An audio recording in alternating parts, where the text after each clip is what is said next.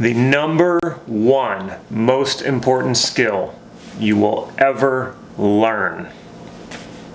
Stay tuned.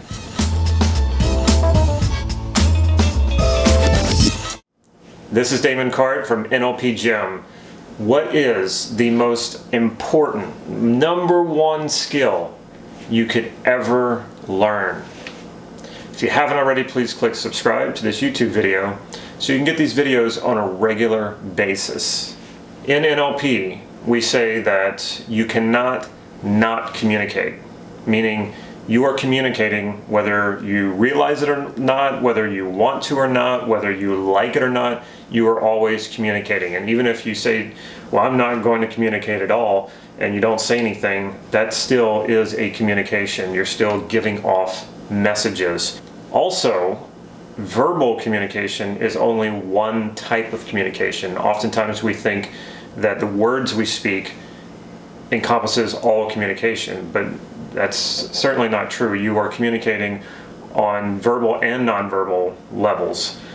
The tonality in which I speak, if you think about how many different ways you can say one sentence, same words, but the tonality changes the meaning of that sentence, and you could probably say it in several different ways and have several different meanings. So tonality, those are not the words you're speaking, that's the way that the words sound when you speak them, and the emphasis that you put on each word. There's also obviously body language. So verbal communication probably only accounts for about 30% of your communication. If you cannot not communicate, then it's really, really important that you understand what you're communicating. For most of us, most of our communication is unconscious. So obviously by this point you probably realize the most important skill for you to learn is communication. You might be saying, I already know how to communicate. I do that all the time. Yes, you do, and that's kind of the point. You're always communicating.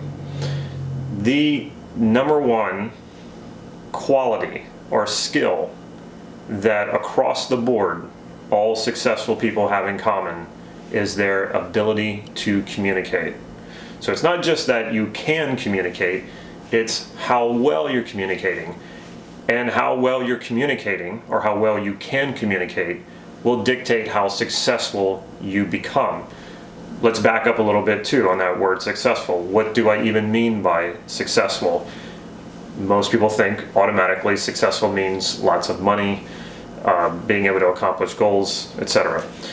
Success in this case is defined by being able to do what it is you want to do. So if you're not that interested in making money, but yet you're successful, you consider yourself successful, and you're able to accomplish what it is that you want, create the life that you want, live the life that you want, that's how I'm using that word successful. Studies have even been done that show the number one common element, probably the only element that is common to all successful people, is their ability to communicate. Why is that? Why is communication so important? Of course, it should be obvious that your ability to persuade people will help you be successful. Your ability to paint a very clear picture or illustrate a very clear picture with your communication helps people understand what it is that you want to accomplish. So if you're in a leadership role, your ability to communicate what needs to be done, why it needs to be done, and to motivate people. Motivation, being able to motivate people, is a form of communication. So all these things are really important factors. But I think one of the factors that gets overlooked quite a bit when it comes to communication, whenever you have listened to, watched a great communicator, you're probably focused on what it is you're receiving. You're focused on the communication that you're receiving from that person. A lot of people don't go a little bit deeper and think about something that's, I wouldn't say it's more important, but it's a step that has to happen before that communication is coming out of the person. And that is their clarity about their own ideas, their clarity about what they want to accomplish, their clarity about their intention, their vision. This all comes before they're actually doing the communication. So when a person is communicating very well think about, well, what must that person be thinking about? How is that person even thinking about what it is that they're communicating? Because that's all coming first. So you can be sure that if you're listening to or watching a great communicator, or especially even better, if you're in the presence of a great communicator, tapping into, or even just asking the question, what are they thinking about? What allows them to be such a good communicator? So a person who is that clear about their ideas, a person who is this clear about their vision, their goals, everything that they want to accomplish, that right there is sort of half the battle in being a great communicator. Now the rest is you have to cultivate the skill. You have to learn how to put words to your thoughts and ideas in a clear way so that you can translate your ideas and your thoughts to people. So words are important. Being able to write becomes very important. Even if you don't want to be a writer, learning to write is a great skill to have, because even if you never publish anything, even if you don't ever write a blog, when you sit down and write, you're putting words to your thoughts and ideas. So you're getting more clarity about your thoughts and ideas, and you're learning how to express them and get them across to other people. Learning how to speak very well, going to maybe Toastmasters or something like that, where you have to articulate your ideas to an audience. I'm doing that right now, but it's even different. It's a lot different articulating it to a camera than an actual live audience. But what I have to think about as I'm communicating right now to a camera is that I'm not really communicating to a camera, I'm communicating to you.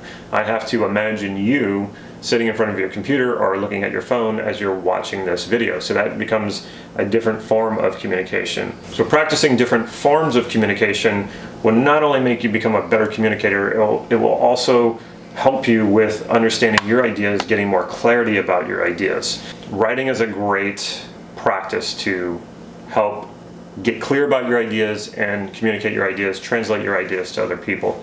So is speaking, like I just mentioned, and you probably saw this coming.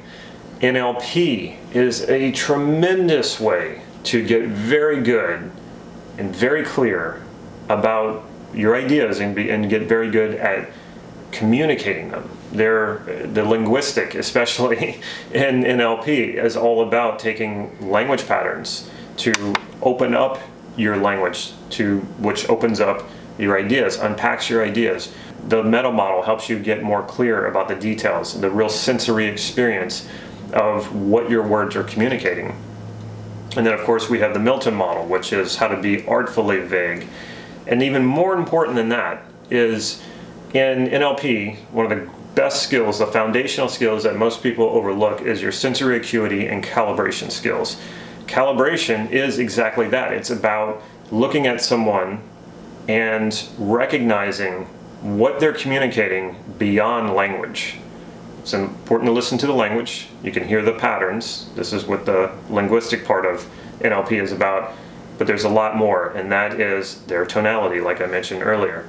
Listening to a person's tonality, paying attention to it, listening to how it changes, paying attention to the nonverbal communication that's coming through, like their skin tone changes, their change in posture, they lean one side to the other side, do they cock their head to the side or to the other side, their breathing. These are all communication coming through a person, and most of this is unconscious. But when you learn NLP, you're becoming conscious of all of this communication. You're becoming conscious of how this person is communicating in nonverbal ways. Becoming a great communicator doesn't happen overnight. It takes years of practice, and I wouldn't look at it as one goal in which you plan to have to arrive at. I would make it a lifelong practice, because it's a practice that will always serve you. There is no downsides to becoming a better and better communicator. I would do a little bit each day and use different practices to do it. Sometimes I spend a lot more time writing. Sometimes I spend a lot more time doing video like this or giving talks. And it's the same with NLP. Taking NLP a little bit at a time, chunking it down. There are so many elements and parts of NLP. So take a little bit at a time. What I recommend that you do is just decide right now that you are going to become a better communicator. This is not just a goal, not just an outcome, and not even just an intention, that this will be a lifelong practice. Doesn't mean you have to go boot camp, hardcore, learning how to communicate and practicing all the different ways of communication all the time. It means that you're going to incorporate the practices of becoming a better communicator into your life. You're going to try some things aren't going to work. That's not going to deter you, because this is an overall goal. You have the rest of your life to hone this practice. And you don't even have to be good at all the individual practices. I went to film school. I spent a lot of time writing. I did public speaking. I teach people.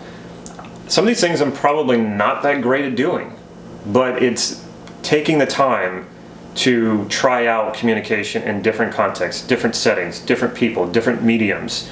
This creates sort of a three-dimensional skill set to your abilities. I recommend this with almost anything that you do. You want to try out different ways of doing it so you get that greater perspective. So pick up a camera, go join Toastmasters, go take a writing class, or just journal every morning.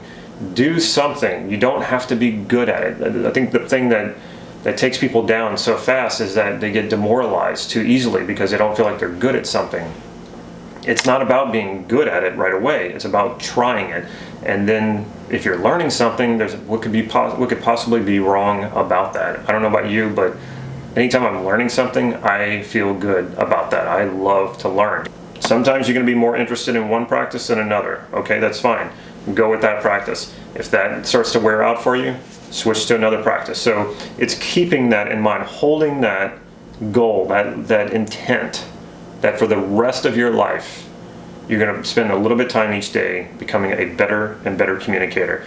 And that can be anything. That can be writing an email to a friend.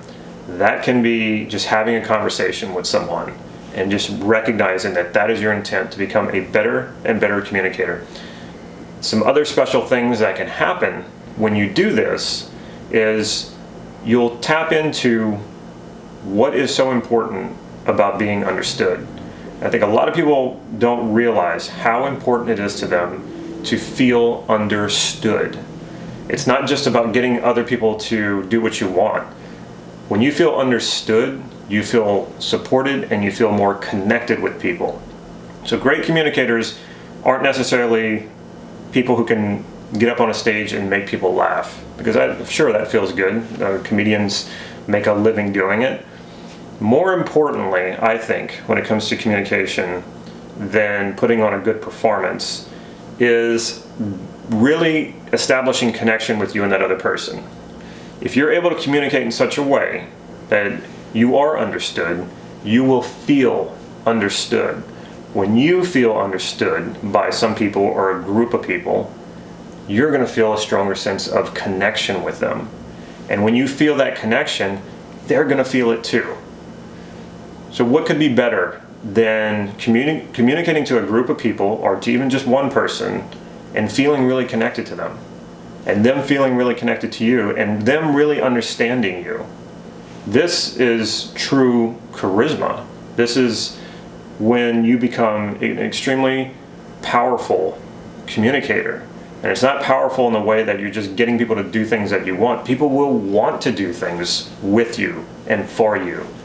This is what becoming a great leader is. This is what becoming a great communicator is really all about.